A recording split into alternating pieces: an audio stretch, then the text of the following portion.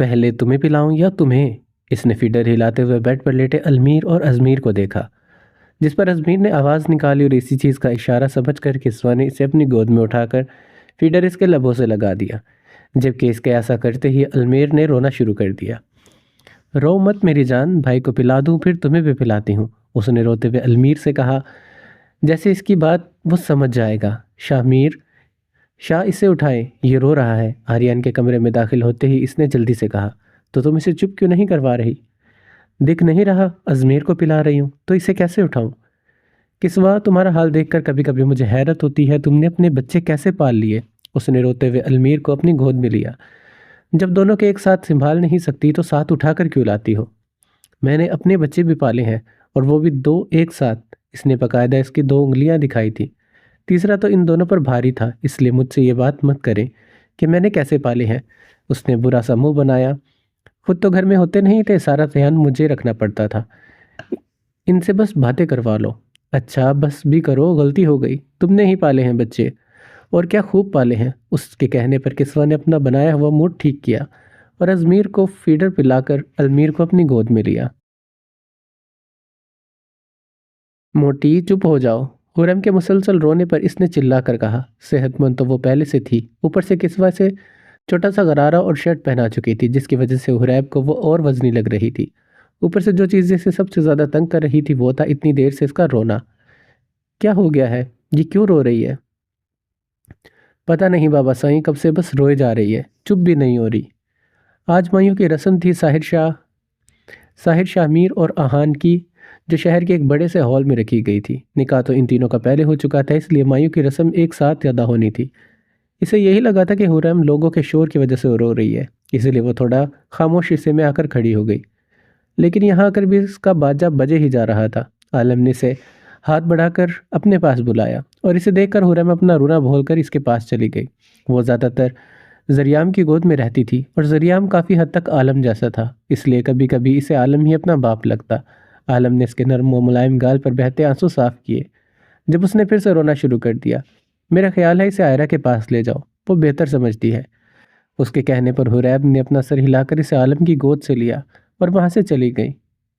अम्मा साईं, आयरा के पास आते ही हुरैब ने इसे पुकारा, जो अपनी गोद में अलमीर को लिए खड़ी थी, जबकि अजमेर इस वक्त परिशे के पास था। हाँ, ये चुप नहीं हो रही, पता नहीं इसे क्या हो गया है, मुझे तो अब परेशानी हो रही है। आयरा ने इसे पास खड़ी किस्वा की गोद में अलमीर को दिया और खुद हुरैब को अपनी गोद में लिया। इसके कपड़े बदलो हुरैब, ये कपड़ों की वजह से रो रही है। इसका गरारा सितारों से भरा था, यकीनन इन्हीं से उलझन हो रही थी। आयरा इन तीनों बच्चों की ज़रूरत का सारा सामान एक बैग में डालकर लाई थी, जिसमें हुरैम का सादा सूट भी था। ये सूट इसने सिर्फ इसे किस्वा की जिद पर पहनाया था, लेकिन इसे अंदाज़ा था कि इन कपड़ों में वो उलझ रही होगी, इसलिए वो पहले ही इसके कपड़े ले आई थी। आजा मोटी, कपड़े बदलते हैं, हुरैब ने इसे आयरा की गोद से लेते कहा, जिस पर आयरा ने इसे घूरा था। मजाक कर रही थी, ये तो मेरी जान है, अभी तो इसे खिला पिलाकर और मोटा करना है। आयरा के घूरने पर इसने जल्दी से कहा। मोटी तो वो बस इसे मजाक में कहती थी, क्योंकि जरियाम इसके इस तरह कहने से चिढ़ता था, जबकि हकीकत में वो गोल मटोल सी गुड़िया हुरैब की जिंदगी थी। 3 तरह के अलग अलग स्टेज बनाए गए थे, जिनमें वो तीनों जोड़ियां बैठी थी। इन तीनों दुल्हनों का सूट पीले रंग का था, जबकि डिज़ाइन चेंज था, क्योंकि वो इनके प्यारे प्यारे शौहर अपनी मर्जी से लाए थे। जबकि इन तीनों लड़कों ने क्रीम कलर कमीज के ऊपर डार्क ब्राउन कलर की चुनरी ली हुई थी। लेकिन इन तीनों के चेहरे पर बेजारियत थी, क्योंकि इनकी दुल्हनें अपना दुपट्टा थोड़ी तक डाले बैठी थी, और यह हुक्म समरीन बेगम का था कि अगर रस्म साथ करनी है तो इसी तरह करनी होगी। मेरी शादी हो रही है, कुछ तो हल्ला गुल्ला कर लो। सब अपनी बातों में लगे पड़े थे, लेकिन वो अच्छा खासा बेजार हो रहा था। ऊपर से आज तो हयात भी इसे मुंह नहीं लगा रही थी, जैसे इसकी आवाज़ कभी पर्दा हो। इसीलिए तंग आकर उसने कह दिया था, और इसने इतनी ज़ोर से कहा कि सब इसकी तरफ मुतवज्जे हो गए थे। कम अज़ कम कोई डांस ही कर लो। तू फिक्र न कर शामीर, मैं हूं ना। आलम ने स्टेज पर आकर अपनी शॉल को गले में मुफरल की तरह डाला और डीजे से मुखातिब हुआ, लगा मेरी पसंद का गाना। और इससे पहले कि डीजे इसकी पसंद का गाना लगाता, जाहिर अपने हाथ जाहिर अपने दोनों हाथ जोड़ चुका था। वो डीजे शाहमीर का दोस्त था, जिसे अच्छे से पता था कि आलम की पसंद क्या है, इसीलिए अगर साहिर मना नहीं करता तो वो इसकी मर्ज़ी का गाना लगाने में देर नहीं करता। बड़े बाबा, अपनी मर्ज़ी का गाना लगवा रहे हो, और इससे बेजारियत भरी तकरीब और बेजारियत बढ़ा देगी। वो सब जानते थे आलम को सीधे गाने पसंद नहीं हैं, उसे ज़्यादातर सिंधी या पंजाबी गाने अच्छे लगते थे। अच्छा भाई, इनकी मर्ज़ी का लगा दे, लेकिन होना पंजाबी चाहिए, उससे कहकर उसने अपना डांस पार्टनर ढूंढना शुरू किया और वहाँ खड़ी नूर को अपने पास बुलाया। और जब ही डीजे ने पंजाबी वेडिंग सॉन्ग चला दिया और थोड़ी सी देर के बाद आलम और नूर के साथ आर्यान और मुर्तज़ा भी शामिल हो चुके थे। आहिस्ता आहिस्ता वो स्टेज सारे घर के अफराद से भर गया और फिर बिना देर के स्टेज पर बैठी वो तीनों जोड़ियां भी इनके साथ शामिल हो गई थी। बोरियत भरे माहौल को आलम की बदौलत अच्छी खासी खुशगवारी मिल चुकी थी। रस्में अदा हुई और इसी तरह हंसी खुशी ये तकरीब ख़त्म हुई। रुको ज़रा, ये तुम मुझे इग्नोर क्यों कर रही हो? घर पहुंचते हयात सीधा अपने कमरे में गई और सबसे नज़र बचाकर शामिर फ़ौरन इसके पीछे भागा था। आप यहाँ क्या कर रहे हैं? जाए यहाँ से। पहले तो मुझे बताओ, ये सुबह से तुम मुझसे बात क्यों नहीं कर रही? इसकी कमर के गेट बाजू हमाल किए शामिर ने सिर्फ अपने नज़दीक किया था। वो परी आंटी ने मना किया था, उन्होंने कहा था आपसे पर्दा करूं और अपना चेहरा आपको शादी वाले दिन ही दिखाऊं। अच्छा, इससे क्या होगा? इससे मुझ पर रूप आता, लेकिन अब आपने देख लिया है तो मुझ पर रूप नहीं आएगा। उसकी बात सुनकर शामिर ने बेसाख्ता कहका लगाया, जिसे सुनकर हयात ने इसे घूर कर देखा और इसकी बात को मजाक समझ रहा था वो। हयात, तुम जैसे भी हो मुझे हर हाल में पसंद हो। मेरे ना देखने से तुम पर कितना रूप आना था मैं नहीं जानता, लेकिन मेरे देखने और ख़ास कर करीब से रहने पर तुम पर कितना रूप आना है ये मैं जानता हूँ। शामिर ने गहरी निगाहों से इसे देखा और अगले ही पल इसके लबों पर झुक गया। इसके लबों को आज़ाद करता शामिर गौर से इसके चेहरे को देखने लगा, जिसकी छोटी सी गुस्ताखी पर कोई खिलता गुलाब बन चुकी थी। शामिर प्लीज़ जाएं। जा रहा हूँ, इतना इंतज़ार कर लिया तो थोड़ा सा और करना। जा रहा हूँ, इतना इंतज़ार कर लिया तो थोड़ा सा और सही। आना तो फिर भी तुमने मेरे पास ही है, मेरी पनाहों में। शामिर ने इसके कान के करीब सरगोशी की और इसके कान की लो पर अपने लब रखकर इसके कमरे से चला गया। इसके जाने के बाद हयात ने अपनी अटकी सांसें बहाल की। ज्वेलरी उतारकर उसने टेबल पर रखी जब इसे अपनी खिड़की पर किसी की दस्तक महसूस हुई। जो पहले इसे अपना वहम लगा, लेकिन जब दोबारा से दस्तक हुई तो जल्दी से उठी और जाकर खिड़की खोल दी, जहाँ आहन पाइप पर चढ़ा हुआ था। तुम यहाँ क्या कर रहे हो? तुमसे मिलने आया था, मेरे इतने करीब बैठी रही तुम, और तुमने एक बार नज़र उठाकर मुझे नहीं देखा। मैं समझ गया मेरी बीवी शर्मीली है, सबके सामने मुझसे बात करती झिझक रही थी, इसलिए मैं यहाँ आ गया। अपना दिमाग ज़रा कम लगाया करो आहान शाह, अंदर आओ। खिड़की से हटकर इसने आहन को अंदर आने का इशारा किया, जो उसके इशारे करते ही फौरन से अंदर दाखिल हुआ, जैसे इसी के इंतज़ार में तो खड़ा था। कहो, क्या बात करनी थी? तुम्हें उपटन लगाना था, लेकिन यहाँ कोई उपटन नहीं है आहन। कैसे लोग हो तुम? शादी वाला घर है और उपटन नहीं रखा है भी तो मुझे नहीं लगवाना। अब निकलो यहाँ से। क्यों? क्योंकि तुम्हारा शादी वाला घर है जहाँ 3 शादियाँ हो रही हैं। ऐसे में यहाँ फजूल में खड़े होने से बेहतर है घर जाकर आराम करो। इसके कहने पर आहन ने मुस्कुराते इसका हाथ पकड़कर इसे अपने करीब खींचा। बहुत फिक्र हो रही है मेरी? हाँ, फिक्र तो करनी पड़ेगी। अब जिंदगी भर के लिए तुम मेरे पल्ले जो पड़ गए हो। उसके कहने पर आहन ने मुस्कुराते इसके दोनों गालों पर बारी बारी शिद्दत से अपने लब रखे और शर्म के मारे शान से इसे घूर भी नहीं सकी। कपड़े चेंज करके वह जैसे ही वॉशरूम से बाहर निकली, बेड पर बैठे साहिर को देखकर कदम अपनी जगह पर रुके थे। आप यहाँ क्या कर रहे हैं? तुमसे मिलने आया था। हम मिल तो लिए थे। इसने इसे कुछ देर पहले वाली मुलाकात याद करवाई जो तकरीब में इनकी हुई थी। उसकी बात सुनकर साहिर अपनी जगह से उठकर इसके करीब आकर खड़ा हुआ। मतलब? तुम्हें प्यार करने आया था। आप जाएं यहाँ से, माँ बाबा ने देख लिया तो इन्हें अच्छा नहीं लगेगा। इन्हें तो बहुत अच्छा लगेगा। रात को थका हारा इनका दामाद अपनी नींद की परवाह किए बगैर सिर्फ अपनी बीवी को प्यार करने आया है। उसे अपने करीब किया साहिर इसकी महकती गर्दन पर झुकने लगा। साहिर देखें मत करें, दूर रहें। तुम्हारा ये महकता वजूद मेरी बेकरारियां बढ़ा रहा है और तुम दूर रहने का कह रही हो। मैं आपके पास ही तो आने वाली हूँ, दिखाते रहिएगा बेकरार। इसकी बात सुनकर वो जल्दी से कहने लगी, लेकिन जब अंदाज़ा हुआ कि क्या कह रही थी तो अपने अल्फाज रोक लिए। हाँ, कह तो तुम ठीक रही हो।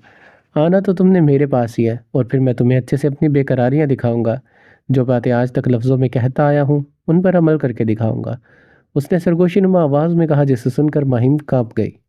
पर अभी जाने वाला तो मैं वैसे भी नहीं हूँ। आज रात तुम्हारे साथ ही रहूँगा। इसका नाजुक वजूद अपनी बाहों में उठाए साहिर ने इसे अपने साथ बेड पर लिटाया और इसे अपने हसार में लेकर आके मूंदने लगा। माहिम ने मज़ीद कोई मज़ाहमत नहीं की, जानती थी इसकी किसी मज़ाहमत का कौन सा इसने किसी खातिर में लाना है। मुर्तज़ा, हिफ्ज़ा आपी आ गई हैं। इसके फ़ोन रखते ही परीशा जल्दी से इसके पास आई। कब से इसे ये बात बताने के लिए बेचैन हो रही थी, लेकिन इसकी कॉल थी जो ख़त्म ही नहीं हो रही थी। अच्छी बात है। फ़रहाद की तबीयत कैसी है? फ़रहाद वसी का बड़ा भाई था, जिसकी तबीयत ख़राब होने के बायस वो सब माइयों की तकरीब में शामिल नहीं हो सके थे। अब बिल्कुल ठीक हैं। वो सब वसी के घर पर हैं। मैं पूछने आई थी कि जाकर इनसे मिल लूँ। कितने टाइम के बाद आई हैं वो। परी, आज बारात है, तुम कैसे जा सकती हो? तो कोई बात नहीं, मैं वहाँ से शरीक हो जाऊँगी। बात बात तो एक ही है। चुटकी बजाकर उसने मसले का हल निकाला। ऐसे ही इजाज़त दे दूँ तो क्या चाहिए?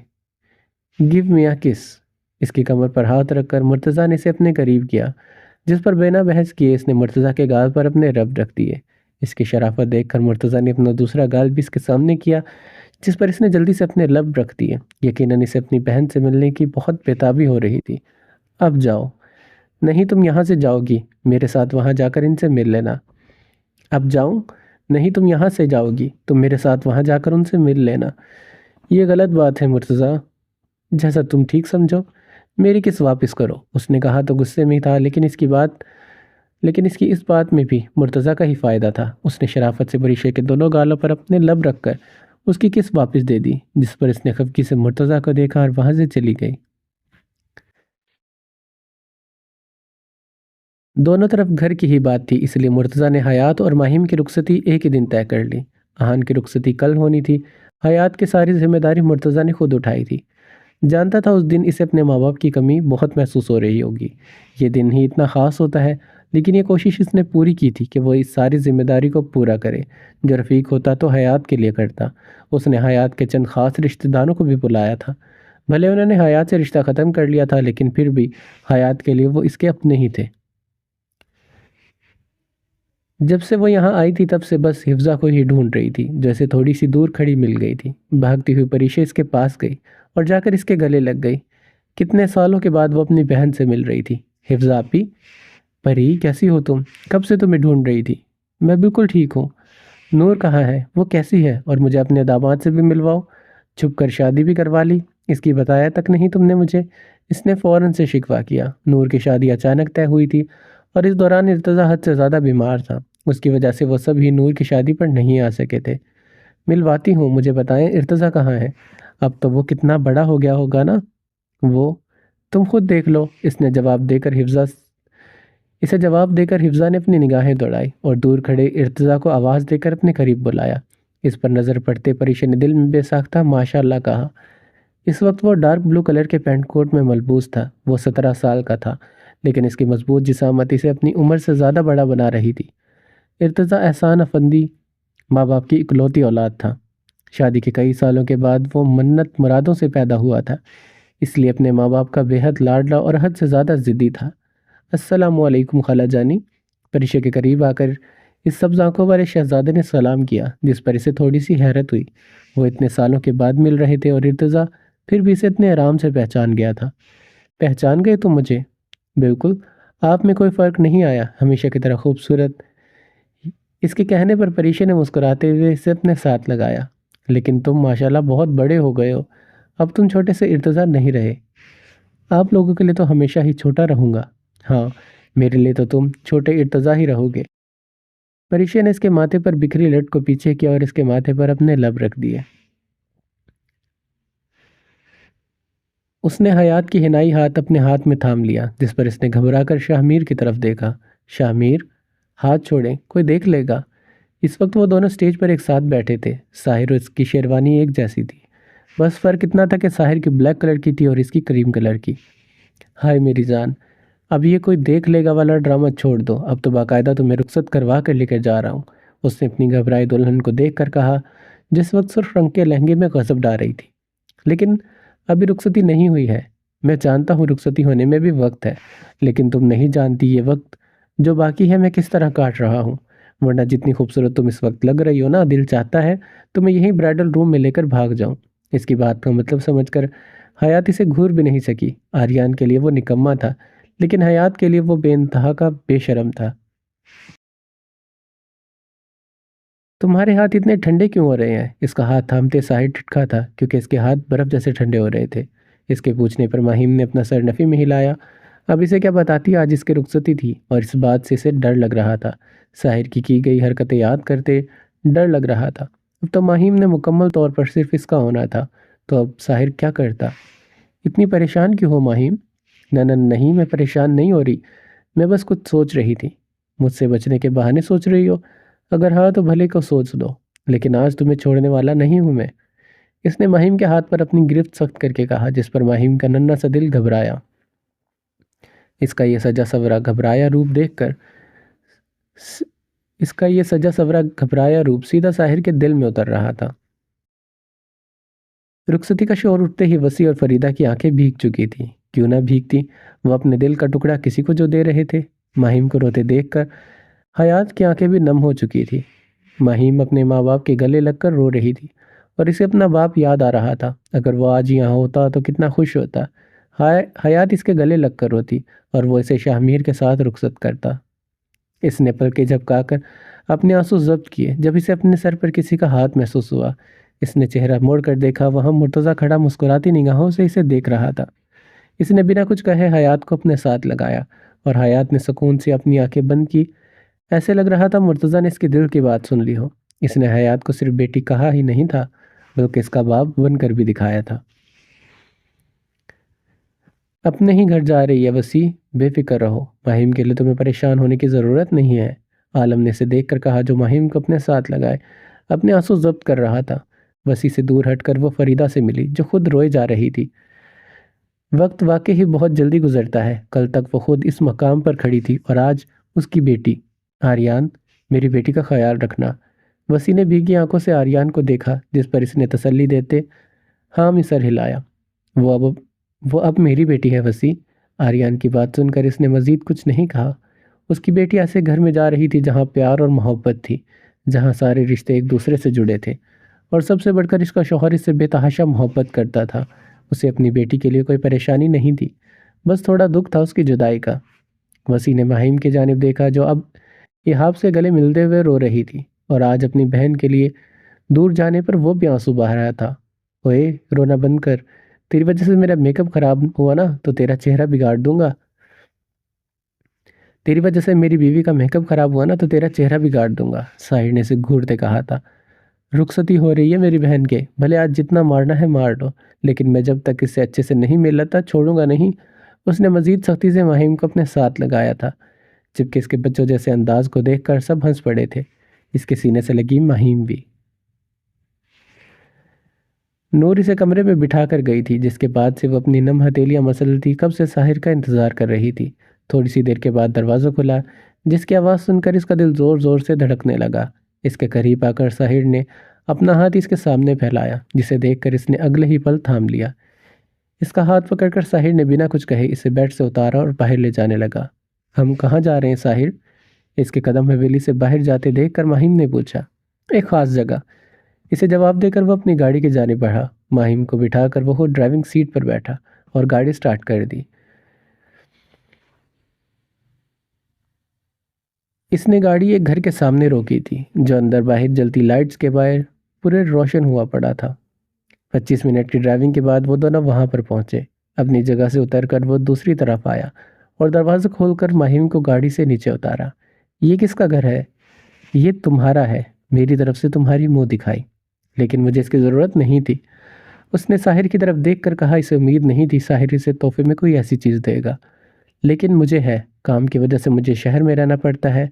अब अपने ससुराल में रहता अच्छा थोड़ी लगूंगा, इसलिए हम यहीं रहेंगे।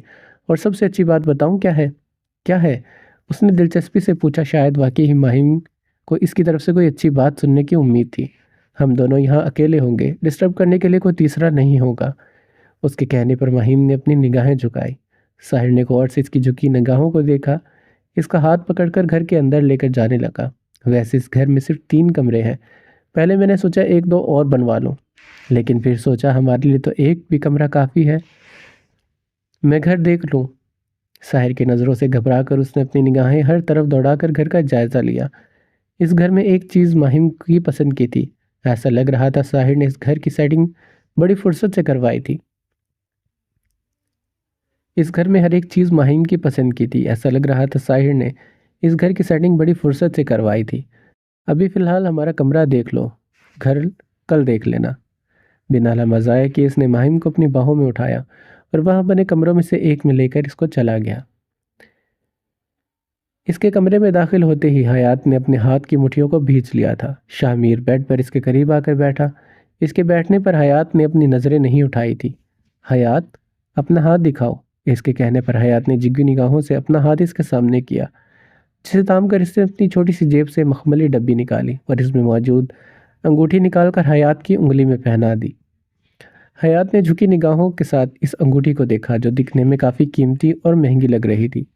तुम जानती हो हयात, मैंने इस लम्हे का कितना इंतज़ार किया है। उसने आहिस्ता से अपना सर हिलाया। शामिर कितनी दफ़ा इससे इस बात का इजहार कर चुका था, इसे इन लम्हात का कितना इंतज़ार है। तो फिर सीधी बात, नो बकवास, रोमांस स्टार्ट। अगले ही लम्हे इसे बेड पर लेटाकर बिना कुछ समझने का मौका दिए शामिर इसके लबों पर झुकने लगा। इस अचानक अफ्तार पर हयात ने घबराकर इसके सीने पर अपना हाथ रखकर इसे जल्दी से खुद से दूर किया। क्या हुआ शामिर, ये क्या हरकत है? ये किस है मेरी जान? इसने इस तरह बताया जैसा हयात को तो पता ही नहीं था कि वो क्या कर रहा था। मतलब ऐसे कौन करता है? इसने झुकी निगाहों के साथ कहा। सॉरी, मुझे नहीं आता, तुम सिखा दो। मुझे भी नहीं आता, तो फिर मुझे करने दो। शामिर ने नरमी से इसके माथे पर अपने लब रखे और एक एक करके इसकी सारी ज्वेलरी उतार कर इस पर फिर से झुकने लगा। कमरे में दाखिल होते ही इसने माहिम को नीचे उतारा, जबकि वह हैरत से पूरे कमरे का जायजा ले रही थी। हवेली में साहिर का कमरा सजा हुआ था, लेकिन यहाँ यह कमरा इससे ज़्यादा खूबसूरत तरीके से सजाया गया था। जबकि बेड के ऊपर दीवार पर इसकी और साहिर के निकाह की खूबसूरत तस्वीर लगी थी। जाओ इसे पहन कर आओ। साहिर की आवाज़ पर महिम ने चौंक कर इसकी जानिब देखा था और इसके हाथ में वो नेट की शॉर्ट देखकर आंखें पूरी फैल गई थी। ये पहन कर आऊँ? ये पहनने लायक है? हाँ महिम जान, ये पहन कर आओ। आप खुद ही पहन ले। अगर ये मुझ पर अच्छा लगता तो मैं ज़रूर पहनता, लेकिन ये मेरे लिए नहीं है, इसलिए शराफत से जाकर इसे पहन कर आओ। नहीं पहननी मुझे, साहिर के बार बार कहने पर इसने झुंझला कर कहा और इसके कहने पर इस बार साहिर ने इसका हाथ पकड़कर इसे अपनी जानिब खींचा, जिसकी वजह से वो सीधा इसके चौड़े सीने से टकराई थी। तुम जानती हो ना, मैं पहले भी तुम्हारे कपड़े चेंज करवा चुका हूँ, दोबारा करने में भी मुझे कोई प्रॉब्लम नहीं होगी। उसके कहने पर माहिम ने जल्दी से इसके हाथ से वो ड्रेस लिया और वॉशरूम में घुस गई। 5 मिनट गुजरे, 10 मिनट गुजरे, 15 मिनट गुजरने के बाद उसे दरवाज़ा खुलने की आवाज़ आई और माहिम को देखकर लबों पर बेख्तियार मुस्कुराहट फैल गई। वो ड्रेस माहिम के घुटनों से भी ऊपर तक आ रही थी और ख़ुद वो अपनी आंखें बंद किए वॉशरूम के दरवाजे के पास खड़ी थी। साहिर ने आगे बढ़कर इसका हाथ थामा और इसे ले जाकर आईने के सामने खड़ा किया। चंद सेकंड के बाद माहिम को अपनी कमर और पेट पर इसके हाथों का लम्स महसूस हुआ था, जिससे इसने अपनी आंखें ज़ोर से मींच ली। आंखें खोलो माहिम। मुझे नहीं खोलनी, मैं कम अज़ कम आज तो तुम पर सख्ती नहीं करना चाहता, इसलिए आंखें खोलो। माहिम ने आस्ता से अपनी आंखें खोली और अपनी पहली नज़र अपने पेट पर गई, जहां वो खूबसूरत सी चेन बंधी थी। साहिर इसे यकीनन यही कमरबंद पहनाना चाहता था। जब इसे इसका लम्स अपने पेट पर महसूस हुआ था। कैसी लगी? अच्छी है, इसने नज़र झुकाई जब साहिर ने इसे पीछे से अपने हसार में लेकर इसके कंधे पर अपनी थोड़ी रखी थी। तुम्हारे लिए मुझे इससे ज़्यादा अच्छा तोहफ़ा कोई नहीं मिला, तुम्हारे नाजुक वजूद का तसव्वुर जहन में आते मुझे ये चीज़ सबसे बेहतर लगी थी। इसके बिखरे बाल एक तरफ करके साहिर ने इसकी गर्दन पर अपने लब रखे। इसका रुख अपनी जानिब करके साहिर बहकी बहकी निगाहों से इसके घबराए रूप को देखने लगा। इसका शर्माना घबराना साहिर की नज़र में से मज़ीद हसीन बना रहा था। अगले ही पल वो माहिम के लबों को अपनी गिरफ्त में ले चुका था। इसके शिद्दत भरे अंदाज पर वो मचली, लेकिन बिना इसकी परवाह किए वो इसके लबों पर झुका रहा। काफ़ी देर के बाद इन्हें अपनी कैद से आज़ाद किया। इसके लबों को आज़ाद किए साहिर ने इसका वजूद अपनी बाहों में उठाया और इसे बेड पर लिटाकर खुद इस पर झुकने लगा। माहिम ने घबरा कर अपने चेहरे का रुख मोड़ा और इससे ज़्यादा वो और कर भी क्या सकती थी। जानती थी आज राह फरार मुमकिन नहीं है। साहिर ने इसके चेहरे पर हाथ रखकर इसका चेहरा अपनी जानिब किया और इसकी झुकी निगाहों पर अपने लब रखकर इसके लबों को फिर से अपनी कैद में लेने लगा। आंखें खोलकर वो कब से अपने करीब सोए हुए शामिर को देख रही थी, जो सोते हुए इंतहा का मासूम लग रहा था। हयात ने हाथ बढ़ाकर इसकी बेतरतीब बालों को सही किया। जब शामिर ने अपनी नींद से भरी आंखें खोलकर इसे देखा और इसके देखते हयात ने जल्दी से अपना हाथ पीछे किया, जैसे कोई करंट लग गया हो। इस तरह की हरकतें करोगी, फिर तुम्हारे करीब आऊँगा और फिर तुम शिकायत करोगी। ये गलत बात हुई ना जान? मैंने कुछ गलत नहीं किया, मैं तो बस आपके बाल ठीक कर रही थी। अच्छा तो करो, रुक क्यों गई? इसने शरारती निगाहों से हयात की जानिब देखा। मैं कर चुकी हूँ, वो उठकर जाने लगी जब शाहमीर ने इसका हाथ अपनी गिरफ्त में लेकर इसे अपने करीब किया था। शाहमीर प्लीज़ मुझे जाने दें, पहले मेरी मॉर्निंग किस दो। इसके कहने पर हयात ने जल्दी से इसके माथे पर अपने लब रखे और इसकी इस हरकत के बाद शाहमीर कोई गुस्ताखी कर पाता इससे पहले ही वो अपना हाथ इसकी गिरफ्त से छुड़वाकर तेजी से भाग चुकी थी। साहिर प्लीज़ छोड़े, मुझे नींद आ रही है। नींद से भरी आंखें बामुश्किल खोलकर इसने अपने ऊपर झुके साहिर से कहा। सुबह हो चुकी थी लेकिन वह अभी तक साहिर की बाहों में कैद थी और अब तो नींद से इसका बुरा हाल हो रहा था। अब सोकर क्या करोगी? तुम तो ये लोगों अब सोकर क्या करोगी तुम? ये तो लोगों के उठने का टाइम होता है। इसकी हालत देखकर साहिर ने मुस्कुराते इसकी गर्दन पर अपने लब रखे जहां इसकी कैद की शिद्दतों के निशान बिखरे पड़े थे। इसके जवाब में महिम इसे ये भी नहीं कह सकी कि सारी रात उसने सोने कब दिया था जब वो अब उठने की बात कर रहा था। छोड़े मुझे, उसने खफगी से इसके बरहाना सीने पर मुक्का मारा, जबकि जिस पर साहिर इससे दूर हो गया। वैसे भी वो इससे कुछ ज़्यादा वैसे भी वो इसे कुछ ज़्यादा ही सता चुका था। इसके छोड़ते ही महिम उठकर जाने लगी जब साहिर ने इसे फिर से अपने करीब खींचा था, जिस पर वो सीधा इसकी गोद में आ गिरी। ये क्या हरकत है? तुम्हारा दिलकश तरापा मुझे इस बात की इजाज़त नहीं दे रहा कि मैं तुम्हें खुद से दूर करूं। साहिर ने अपना चेहरा इसके बालों में छुपाया और अपना हाथ इसके घुटने के ऊपर फेरने लगा, जिस पर माहिम ने घबराकर जल्दी से इसके हाथ पर अपना हाथ रखा। प्लीज़ छोड़ दें। इसकी मासूम सी आवाज़ सुनकर साहिर ने तरस खाकर इसे छोड़ दिया और इसके छोड़ते ही इस बार बिना लम्हा ज़ाया किए वो सीधा वॉशरूम में भाग गई। सारी तैयारियां करके वो सब लोग मैरिज हॉल के लिए निकल चुके थे। आज आहन की रुखसती थी, इसलिए आज का सारा दिन भी मसरूफियत भरा गुजरा।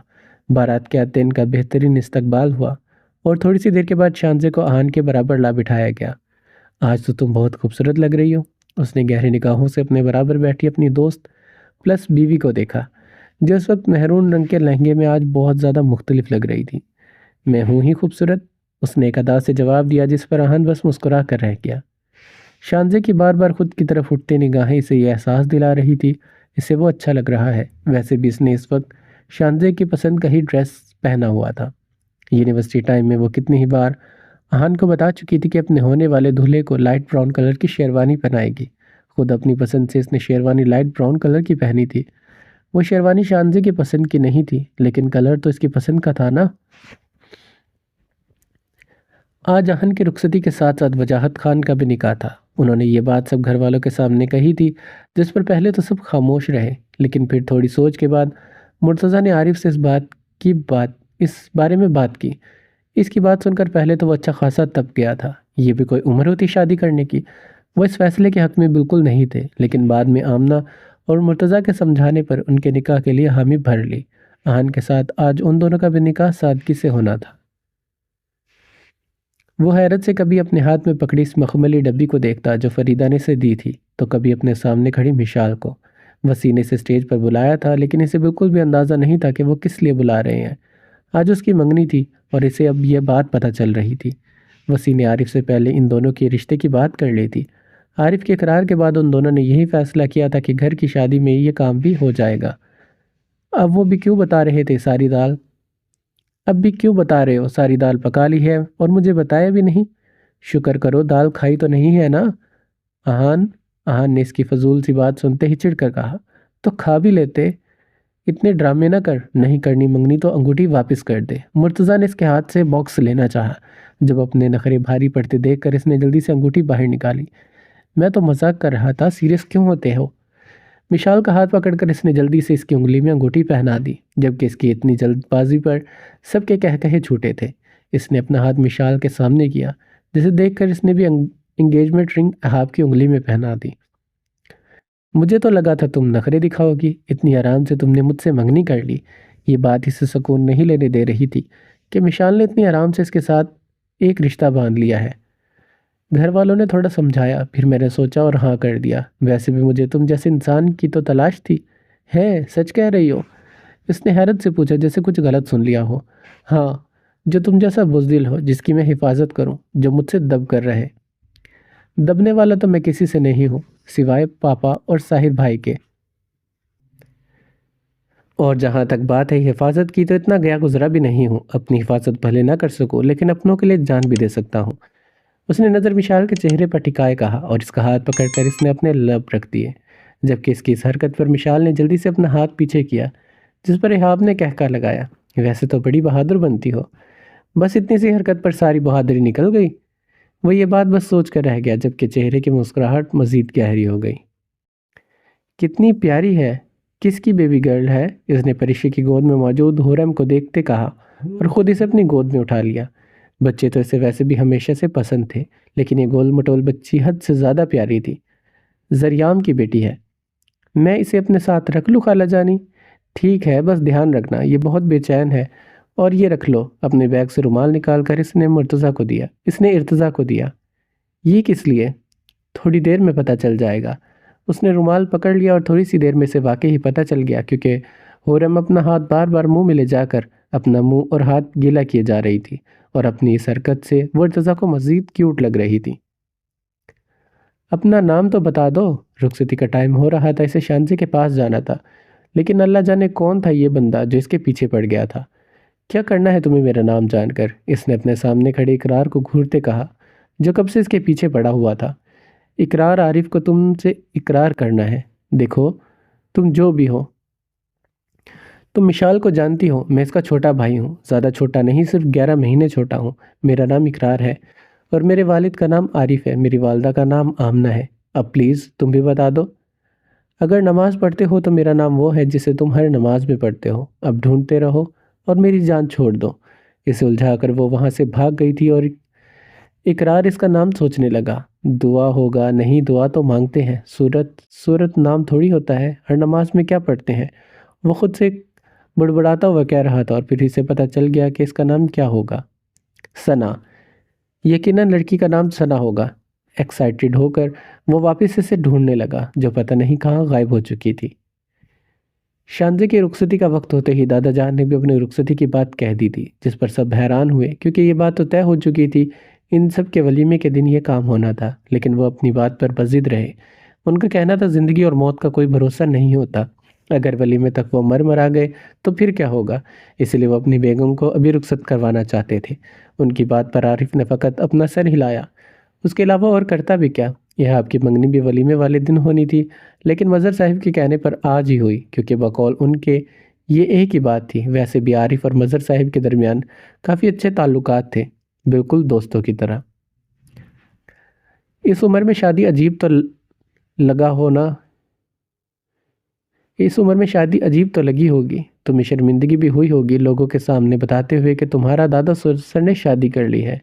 वो दादा जान के कमरे में छोड़ने आई थी, जब उन्होंने इसे अपने पास बिठाकर कहा, इसमें शर्मिंदगी वाली क्या बात है? आपने कोई गलत काम नहीं किया दादा जान। आपने निकाह किया है। तुम ऐसा सोचती हो? जी बिल्कुल। मेरे नज़दीक तो ये बहुत अच्छी बात है। ज़िंदगी के दो तन्हा साथी एक साथ हो गए। इस वक्त तुम बोलते हुए बिल्कुल अपने बाप की तरह लग रही हो। उनके कहने पर वो बेसाख्ता मुस्कुराई थी। जब भी कोई इसे इसके माँ बाप की तरह मिलाता था तो इसे खुद पर फख्र महसूस होता था। अस्सलाम वालेकुम बेगम। दादा जान ने कमरे में दाखिल होते सलाम किया, जिसे सुनकर बेड पर बैठी दादी जान चौंकी थी और सलाम का जवाब दिया। मुझे लगा आप बेड पर बैठी मुझसे शर्माती हुई मिलेंगी। इनकी बात सुनकर दादी जान बेसाख्ता हंसी थी। मेरे शर्माने के दिन तो कब के चले गए हैं खान साहब। अरे भाई, शर्माने के दिन तो अभी शुरू हुए हैं। मुझे बूढ़ा मत समझे। जवान लड़कों से ज़्यादा रोमांटिक हूँ मैं। दादा जान ने अपनी जेब से मखमली डब्बी निकाली और इसमें मौजूद डायमंड रिंग निकाल कर दादी जान की उंगली में पहना दी और नरमी से इनके हाथ की पुष्ट पर बोसा दिया, जबकि इनके इस अमल से दादी जान वाकई ही शर्मा गई। कहाँ थी तुम?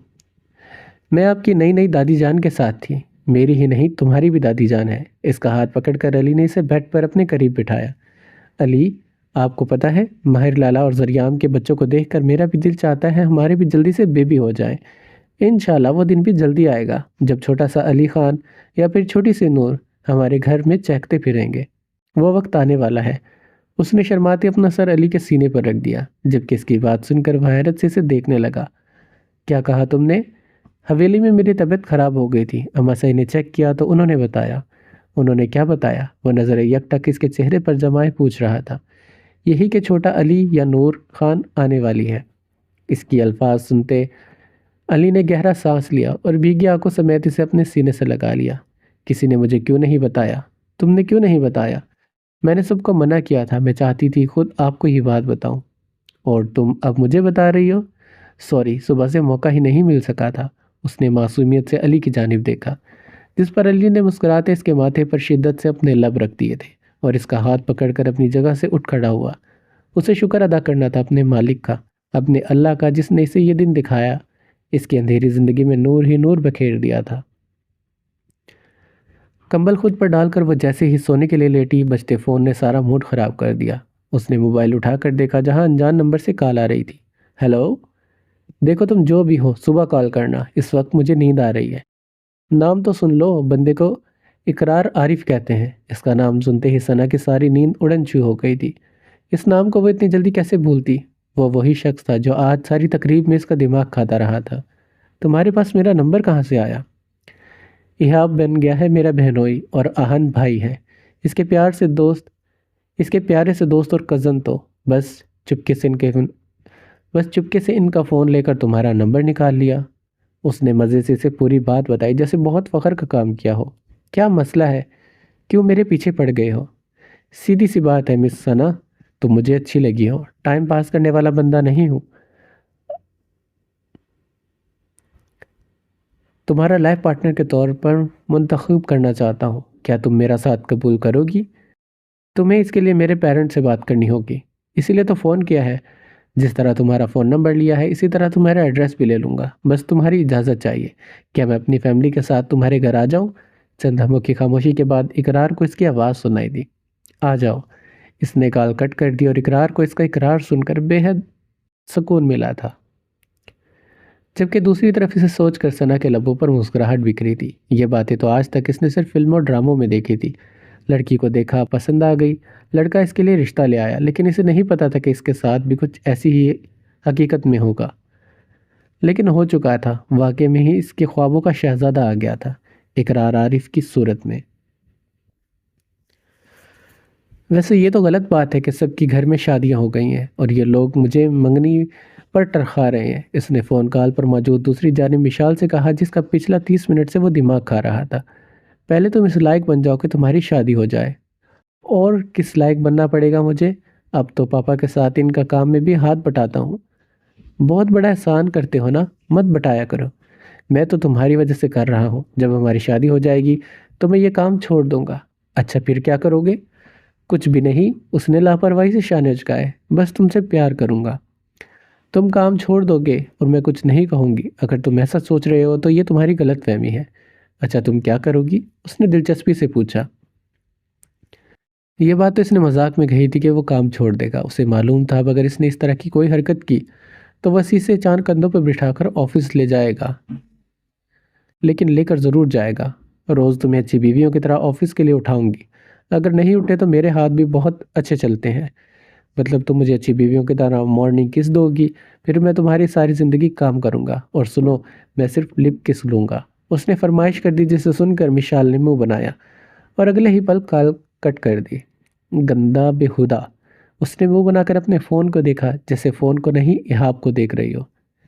जबकि दूसरी तरफ इहाब बस हंसते हुए सोचने लगा कि इसकी बात सुनकर मिशाल के चेहरे के एक्सप्रेशन इस वक्त कैसे होंगे। क्या सोच रही हो? मुझसे इसके करीब बैठते पूछा, जब कब से खामोश बैठी थी। माहिम के जाने से घर कितना खामोश हो गया है ना वसी। हाँ, हो तो गया है, लेकिन क्या कर सकते हैं, ये तो रस्म दुनिया है, इसे निभाना तो पड़ता है। लेकिन मेरे पास एक आइडिया है। उसने अपना सर वसी के कंधे पर रख लिया, जिससे वसी ने इसके कमर के गेट बाजू हमायल करके इसे अपने मजीद करीब किया था। हम इहाब की शादी कर देते हैं, उसकी बीवी आएगी तो घर की रौनक लौट आएगी। मेरे पास इससे भी एक अच्छा आइडिया है। वो क्या? हम भी आलम की तरह एक और मुहिम की तैयारी कर लेते हैं, ताकि हमारे घर की ये उदासी इसकी बदौलत ख़त्म हो जाए।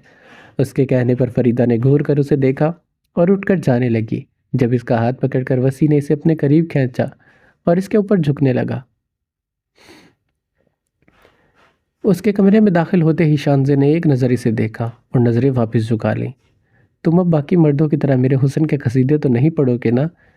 उसके बेड पर बैठते ही शानजे ने कहा था, तुम्हें बड़ा पता है मर्द औरतों के हुस्न के कसीदे पढ़ते हैं। कहानियों में तो यही पढ़ा है। कहानियों में पढ़े होंगे पर मैं नहीं पढ़ूंगा। क्यों फजूल में टाइम ज़ाया करना।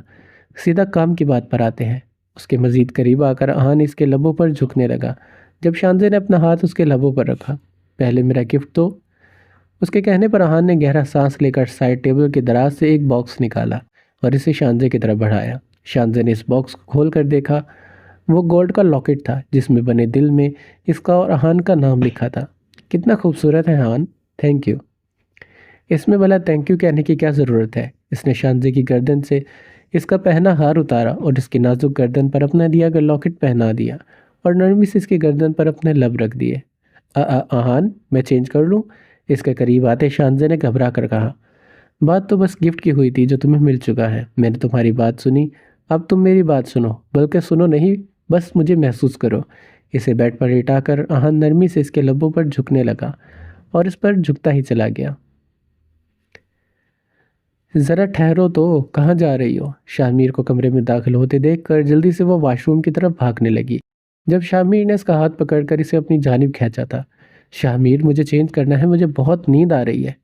रात को तो मैंने इतना सताया भी नहीं, पूरे 4 घंटे के लिए तुम्हें सोने भी दिया, फिर भी तुम्हें नींद आ रही है। प्लीज़ छोड़ दें। इस तरह बोलोगे तो मज़ीद प्यार आएगा। इसका चेहरा अपने हाथ के प्याले में लेकर शामिर ने इसके माथे पर अपने लब रखे और इसे छोड़ दिया।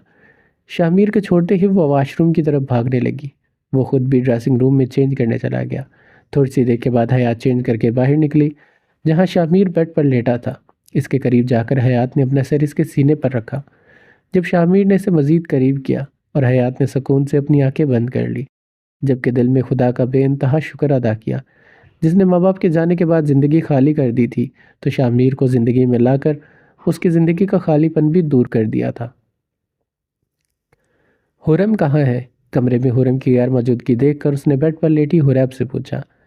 मोटी को इर्तज़ा ले गया, उसने अपनी मुस्कुराहट दबाकर कहा। देखो हुरैब, मेरी बेटी को इस तरह मत कहा करो। गलत तो नहीं कहती ज़रिया। अच्छा, फिर जब तुम्हारा मोटा इस दुनिया में आएगा ना, तो मैं इसे भी ऐसे ही मुखातिब किया करूँगा।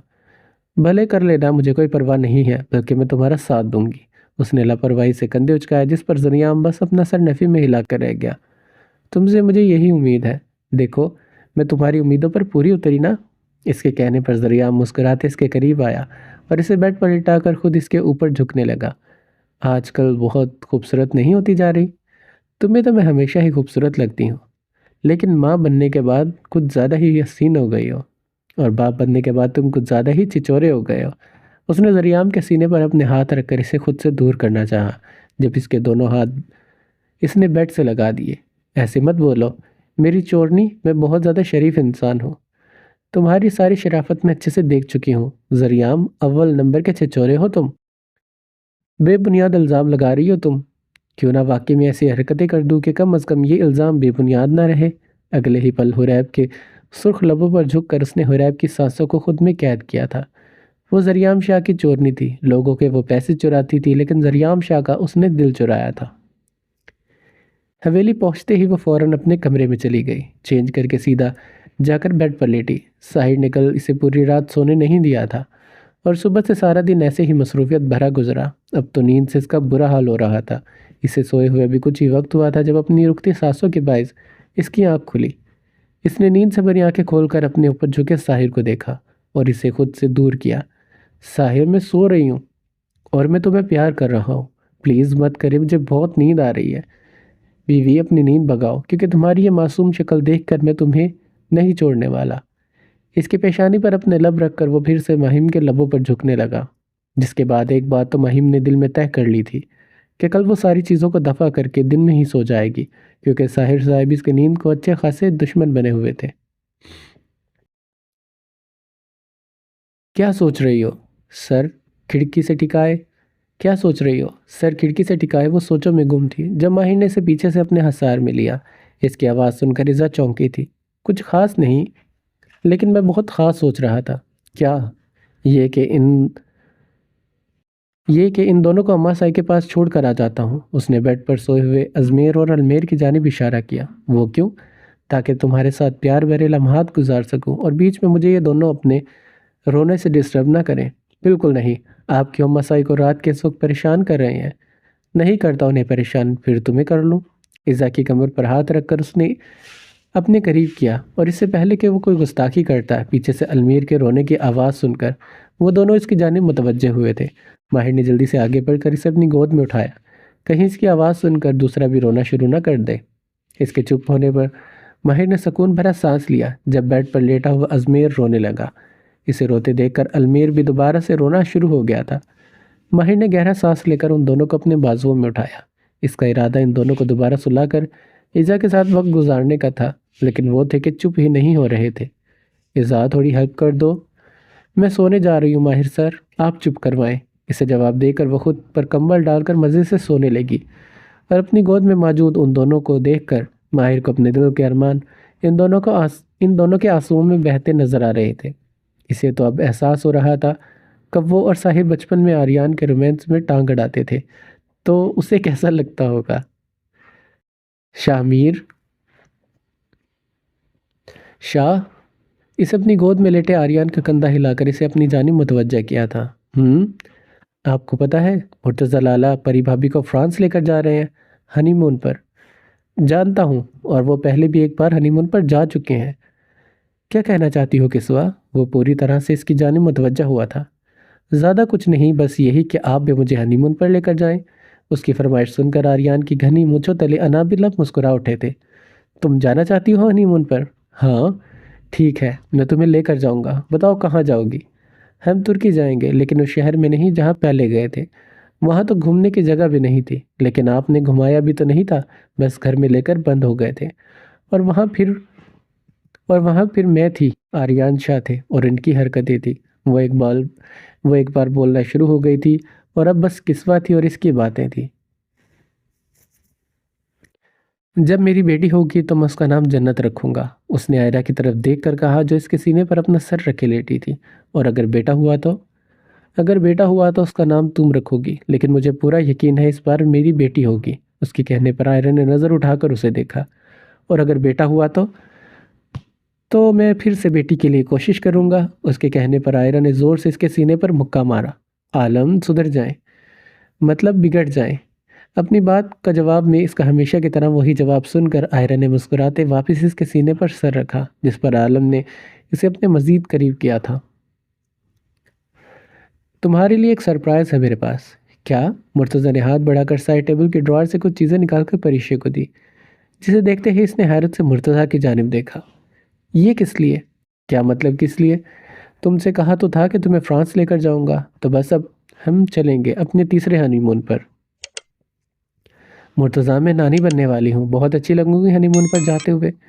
मेरी जान, तुम पर नानी भी बन जाओ ना, तो मैं तुम्हें तब भी अपने साथ हनीमून पर लेकर जाऊंगा। मुझे नहीं जाना। उसने टिकट वापस मुर्तज़ा को दिए।